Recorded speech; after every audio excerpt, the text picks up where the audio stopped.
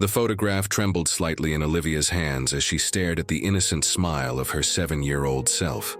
23 years had passed since that picture was taken, yet the memory of that last day in Millbrook felt as vivid as yesterday.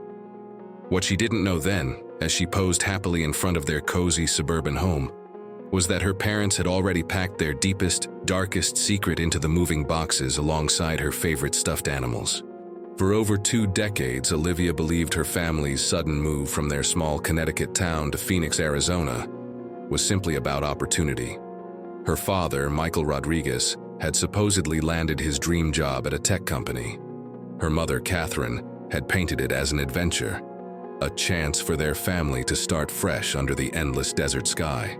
But as Olivia discovered just 3 weeks ago, while cleaning out her late mother's attic, every single word had been a carefully constructed lie. This emotional story isn't just about a family secret that remained buried for decades. It's about how one devastating truth can reshape everything you thought you knew about your childhood, your parents, and yourself. It's a true story that proves sometimes the people we trust most are the ones carrying the heaviest burdens, and sometimes those burdens become our own. The discovery began innocently enough.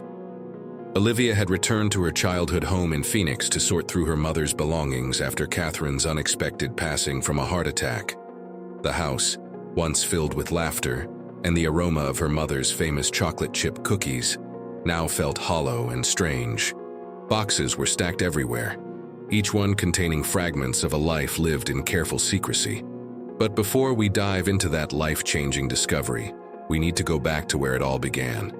Back to 1999, when 7-year-old Olivia Rodriguez was living what she believed was a perfect life in the charming town of Millbrook, Connecticut. If you're curious about family secrets and how they can change everything, make sure to hit that subscribe button and the notification bell. This story gets darker than you might expect, and I promise you won't see the ending coming.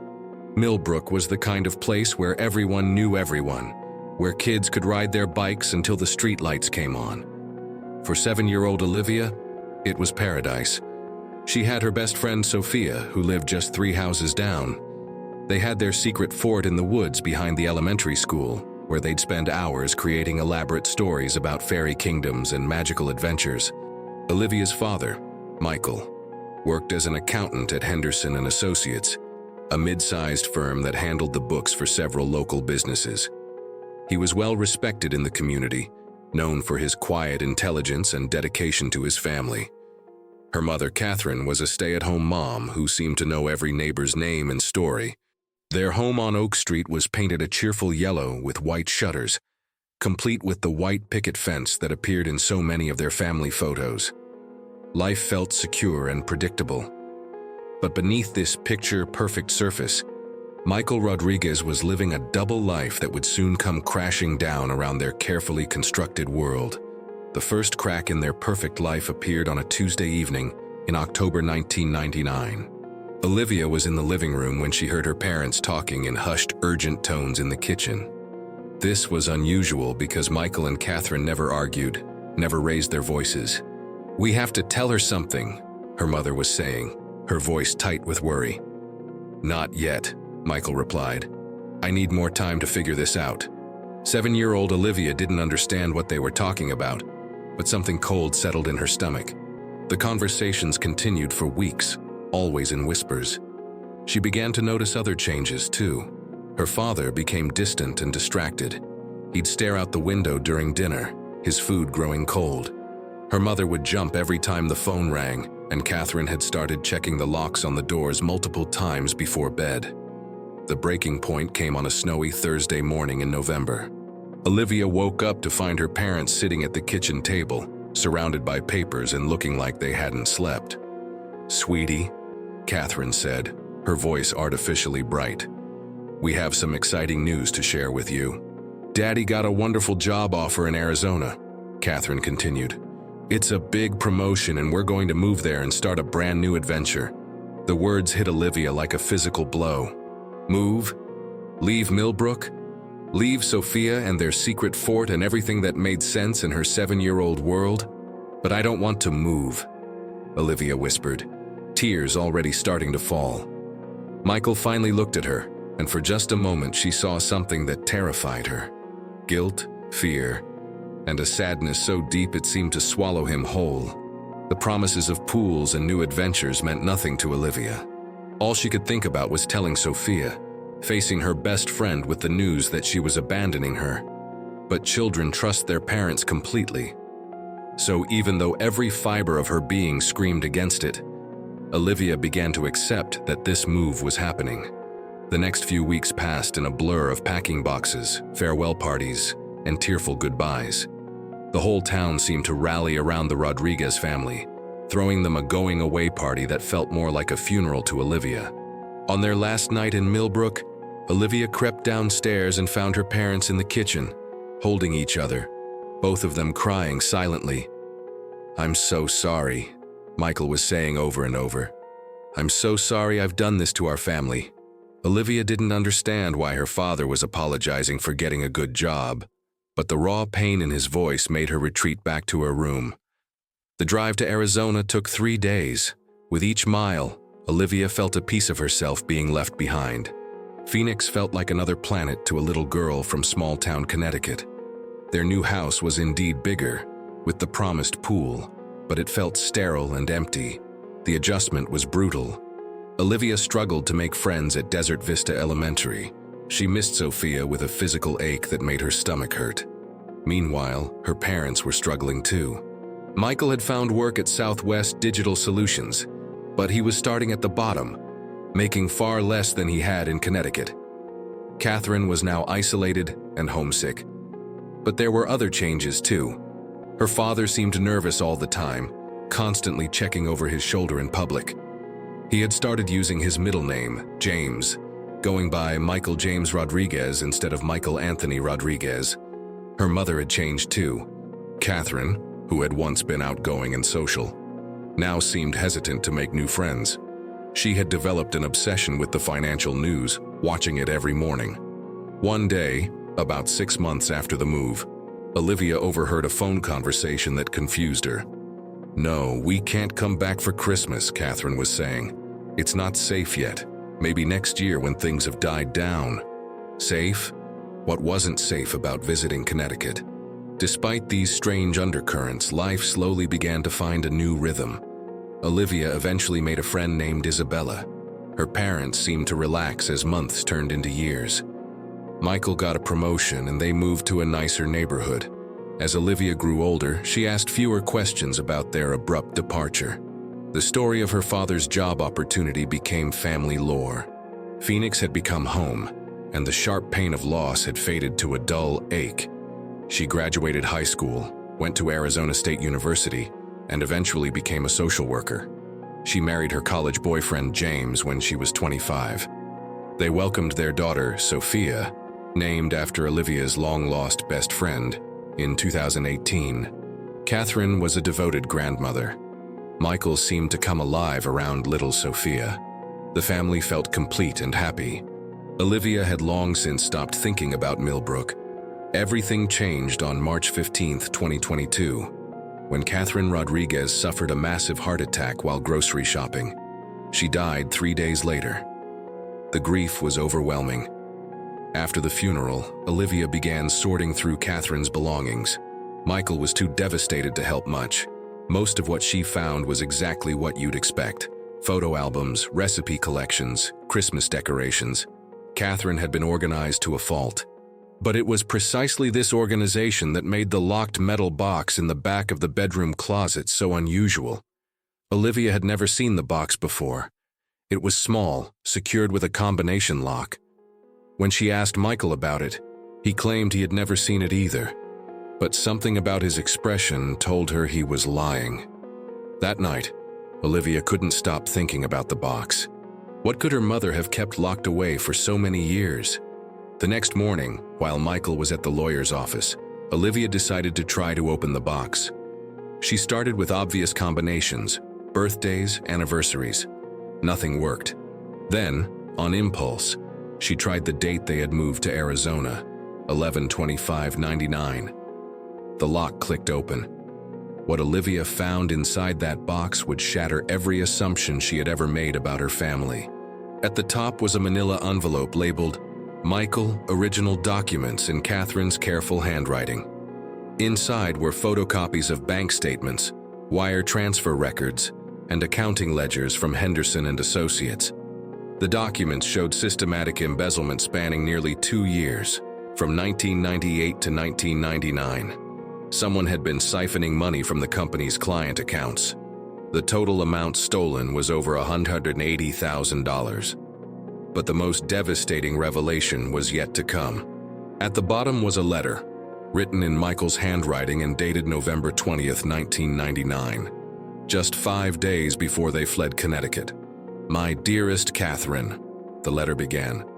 "If you are reading this, then something has happened to me, and I need you to know the truth about why we really had to leave Millbrook. I know I told you it was about the job opportunity in Arizona, but that was a lie. There was no job offer. There was no promotion. We had to leave because I stole money from Henderson and Associates, and they were closing in on me." Olivia's vision blurred as she continued reading. The letter detailed how Michael had started taking money to cover bad investments, intending to pay it back quickly. But the investments had gone sour, and he found himself trapped in a cycle of stealing more to cover his tracks. By November 1999, an audit was scheduled, and Michael knew he would be caught.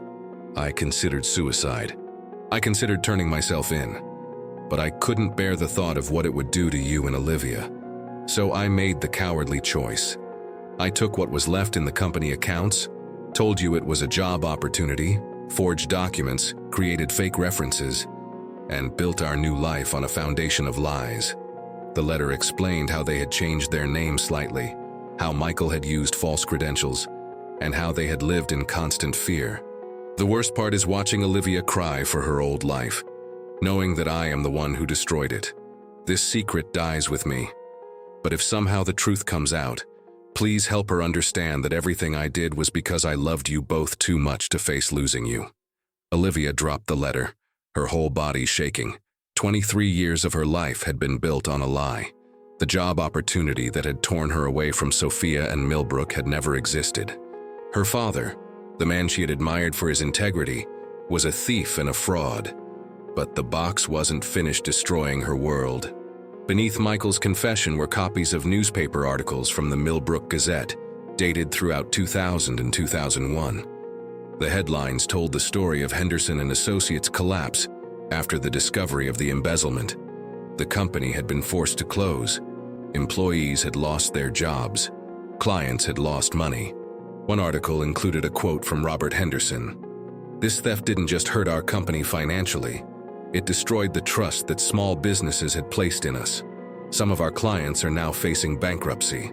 Michael Rodriguez didn't just steal money. He stole the livelihoods of hard-working families." Olivia felt sick. Her comfortable childhood, her college education, her family's financial stability, all of it had been built on money stolen from innocent people. How many families had suffered because of Michael's choices? The final item in the box was a letter from Catherine to Olivia, written just months before Catherine's death. It was sealed in an envelope marked, "For Olivia, only if the truth comes out." With trembling hands, Olivia opened her mother's final message. "My darling daughter," Catherine had written, "if you are reading this, then you have discovered your father's secret, and I am probably no longer here to help you process this devastating truth. First, please know that you were never meant to carry this burden."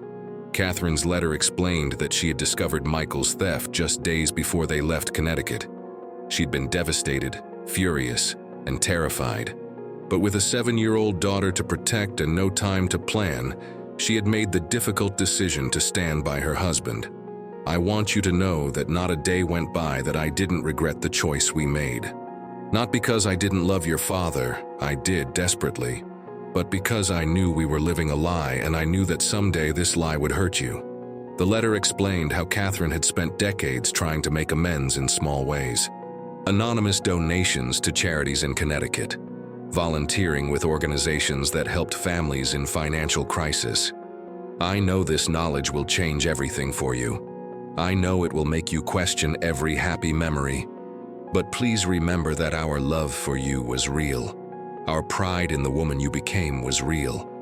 The life we built together in Arizona, flawed though its foundation was, created something beautiful. You and the family you've built with James and Sophia. Don't let your father's mistakes destroy the good that came from them. Olivia sat in her mother's closet for hours, surrounded by the debris of her shattered worldview. Everything she thought she knew about her family was a lie. The emotional story of her childhood, the sadness of leaving Millbrook, the struggle to adapt to Arizona, all of it was built on a foundation of theft and deception. The family secret that her parents had guarded so carefully hadn't just hidden Michael's crimes.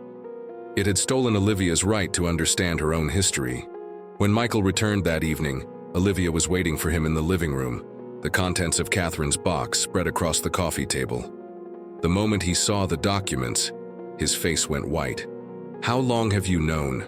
Olivia asked, her voice eerily calm. Michael collapsed into his chair, and for the first time in Olivia's life, she saw him as what he truly was, a broken old man carrying decades of guilt and shame. "I've known you would find out someday," he whispered. "I've been waiting for this conversation for 23 years. What followed was the most difficult conversation of Olivia's life. Michael, finally freed from the burden of his secret, told her everything. He explained how his theft had started small, just a few $100s to cover a bad stock tip. He had planned to pay it back within a month, but the stock had crashed. "I panicked," Michael said, tears streaming down his face. "Instead of confessing and facing the consequences, I took more money, thinking I could gamble my way out of the hole. But it only made the hole deeper." He told her about the sleepless nights, the constant fear of discovery. He explained how the audit had been scheduled, how he had known he would be caught, and how he had made the desperate decision to flee. "I told myself I was protecting you and your mother," Michael said. "But the truth is, I was protecting myself. I was too much of a coward to face what I had done. I stole your childhood, Olivia. I stole your right to grow up in your hometown. I stole your mother's happiness. And worst of all, I made you both complicit in my theft, even though you didn't know it." Olivia listened with a mixture of anger, grief, and something that surprised her: pity. This man, whom she had spent her life admiring, was revealed to be weak, selfish, and cowardly. But he was also her father. "The people whose money you stole," Olivia said finally. "What happened to them?" Michael's face crumpled. "Some of them lost everything. The Henderson family had to sell their house. The Garcias, who owned the Mexican restaurant, went bankrupt. There were others, retirees who lost their savings, small businesses that couldn't make payroll. I destroyed lives, Olivia. I destroyed good people's lives because I was too proud and too scared to admit my mistakes." Over the following weeks, Olivia struggled to reconcile this new knowledge with her memories. Every happy moment from her childhood now felt tainted. But perhaps the most painful realization was understanding what her mother had endured. Catherine had lived with this terrible secret for over 20 years, had made the impossible choice between turning in her husband and protecting her daughter. As the weeks turned into months, Olivia found herself facing an impossible question. What should she do with this knowledge? Her father was now 71 years old. The statute of limitations had long since expired. Catherine was dead. Pursuing justice would accomplish nothing except destroying what was left of Michael's life. But the knowledge of the harm her father had caused ate at her. She researched the families who had been hurt and was horrified to discover that some had indeed lost everything. Working with a lawyer, Olivia began the delicate process of trying to identify the families who had been harmed. She was determined to try to right some of the wrongs that her family's secret had caused. She started with the Henderson family. Robert Henderson was now in his 80s. When Olivia contacted him to explain who she was, his initial reaction was anger. But when she explained that she wanted to make financial restitution, his attitude softened. "I don't want your money," Henderson told her. "What I want is for your father to understand the lives he destroyed." Olivia arranged a meeting between her father and Robert Henderson. It was one of the most difficult things she had ever done, watching these two elderly men confront a decades-old trauma. "I'm sorry," Michael kept saying. "I'm so sorry." "You're right," Henderson replied. "It doesn't matter now, but I needed to see your face when I told you what your cowardice cost." Despite the pain of these confrontations, Olivia found them necessary. She quietly provided financial assistance to several families, using money from her own savings and her inheritance from Catherine. Her relationship with Michael was forever changed. She couldn't look at him the same way, couldn't forget what he had done, but she also couldn't abandon him. He was still her father. The complexity of loving someone who had done terrible things was something Olivia struggled with every day. James, her husband, was incredibly supportive throughout this ordeal. Their daughter Sophia, now 4 years old, was too young to understand. But Olivia was already thinking about how she would eventually tell Sophia the truth. "She deserves to know," Olivia told James one night. "She deserves to know the truth about our family, even if it's painful. I won't make the same mistake my parents made." The true story of the Rodriguez family's move from Connecticut wasn't about opportunity or adventure. It was about cowardice, desperation, and the terrible weight of secrets. But it was also about love. The complicated, flawed love of parents who made terrible choices while trying to protect their child, and the love of a daughter who chose to face the truth and try to make amends for sins that weren't her own. Olivia's emotional journey from ignorant victim to reluctant bearer of her family's secret had taught her profound lessons about the nature of truth, the cost of lies, and the possibility of redemption. The discovery in her mother's closet had broken her in many ways, but it had also, paradoxically, freed her from the burden of living unknowingly in the shadow of someone else's crimes. The family secret that Catherine and Michael had guarded so carefully had been intended to protect Olivia, but in the end, it had robbed her of the chance to make her own moral choices about her family's legacy. Now, finally armed with the truth, she could decide for herself how to honor her mother's memory, how to relate to her father, and how to ensure that her daughter grew up with the honesty that Olivia herself had been denied.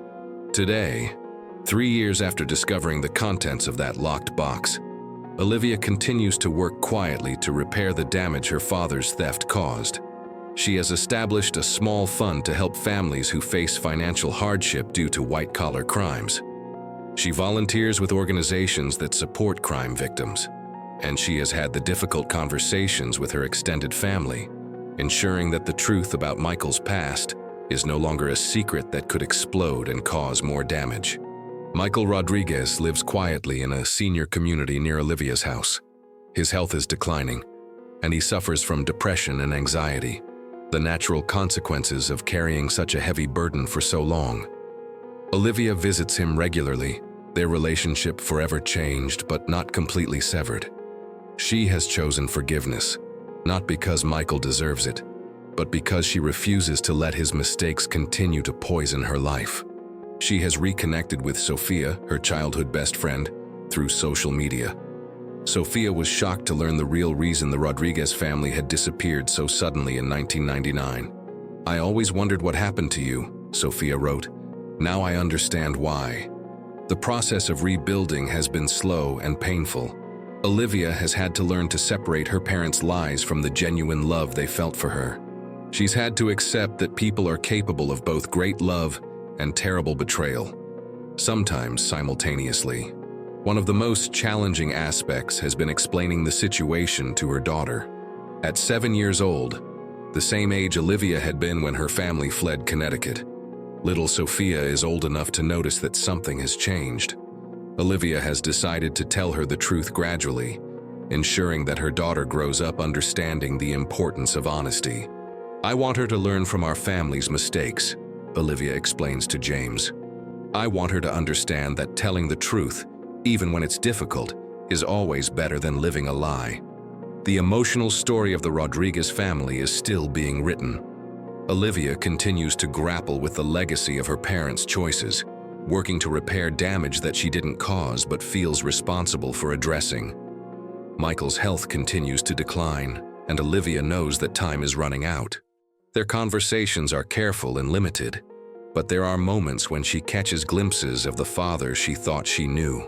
"Do you hate me?" he asked her recently.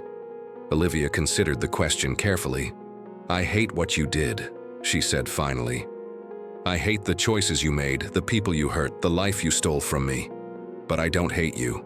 You're still my father and I still love you, even though everything is different now." Michael nodded, tears in his eyes. "I'm sorry," he whispered. "I know it doesn't change anything, but I'm sorry." "I know you are," Olivia replied, "and I'm working to make sure that your sorry means something, that it leads to some kind of healing for the people you hurt." The true story that Olivia uncovered isn't just about embezzlement or family secrets. It's about the profound ways that one person's choices can echo through generations. It's about the difference between secrecy and privacy, between protection and deception. Most importantly, it's about the possibility of redemption, not through forgetting or excusing past wrongs, but through acknowledging them fully and working tirelessly to repair whatever damage can be repaired. The family secret that shaped Olivia's entire life has been transformed from a source of shame into a catalyst for growth, healing, and service to others.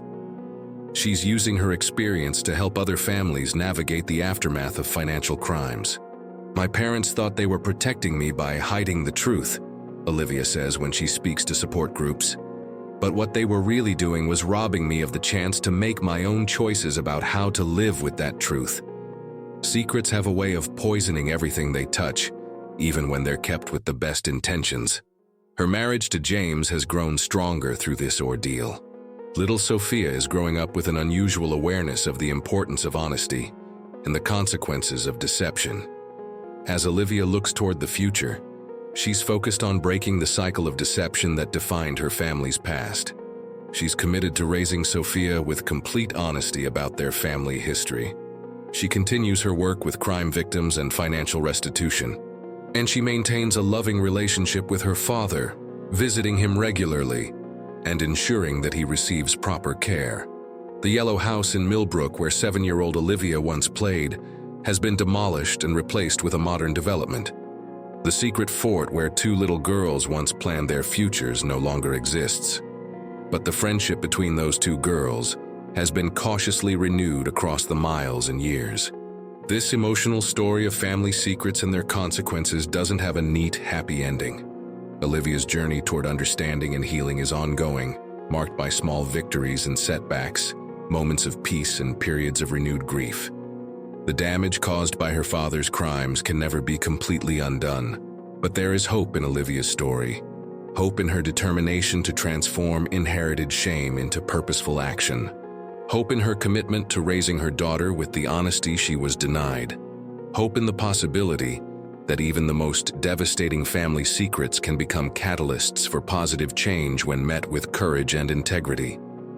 The true story of why the Rodriguez family moved when Olivia was 7 wasn't about opportunity.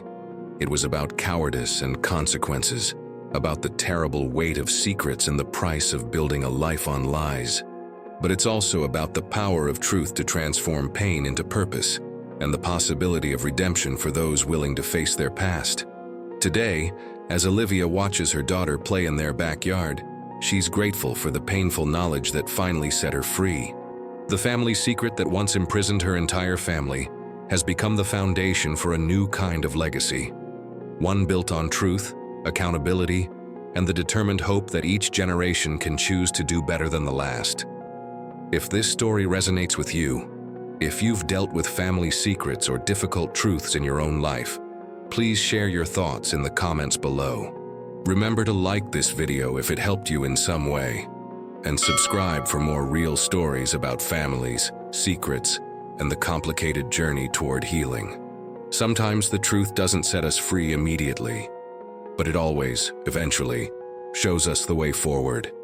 And remember, no matter what secrets your family may be carrying, no matter how devastating the truth might seem, you deserve to know who you really are and where you really come from. The courage to face that truth, as painful as it might be, is always worth it in the end.